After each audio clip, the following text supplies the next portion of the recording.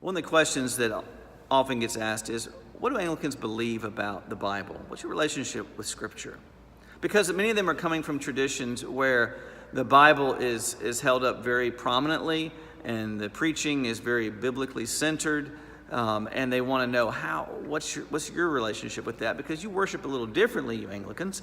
And so let me point out a couple of things to you that might help explain and sort of put it in context. First off, you'll notice behind me is a Bible.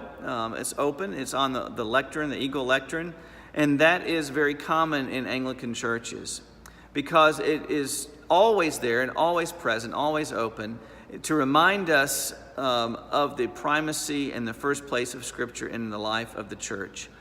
And so this harkens back to a time when Bibles were ordered to be put into all English churches. And it was really the first time that it was put into the common language of the people in order to be put in place so that they could hear it read in their own language. Or if they were so lucky as to be able to read, that they were literate themselves, they could read it for themselves. And so they even had to put chains on these because these Bibles were so valuable that they would be stolen. So they had to chain them to the pulpits and the lecterns. Can you imagine a black market for Bibles? But it happened. And so I also point out to a lot of people that grew up, for instance, reading the King James Bible, that the King James Bible is actually the product of the Anglican Church. It was produced by Anglican scholars, and so we gave the world the King James Bible. So that sort of gives you some contextual clues as to about how important this is to us. In a typical Sunday service in an Anglican church, you're going to hear 3 or 4 lessons of Scripture. We're going to read an Old Testament lesson, a New Testament lesson, a Psalm, and a Gospel lesson each week. So that's quite an amount of Scripture. And those lessons are on a 3-year cycle where every 3 years we really roll through the major themes and the major stories of the entire Bible.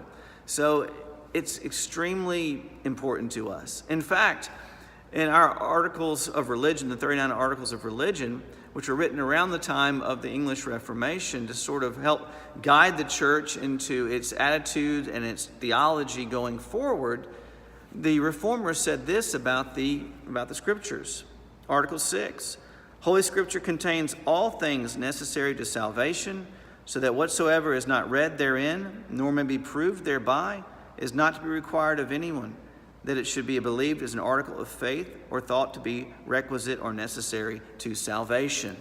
So we have to be able to see that Scripture is our primary source, and it's extremely important in the life of the Anglican Church. So we want to be preaching the Word at all times and to be centered as people of Scripture, faithful to the Scripture, faithful to the passing on of the gospel message from generation to generation. So I hope this is helpful as just an introduction into the relationship of the Anglican Church and Scripture, and I hope you have a very blessed day.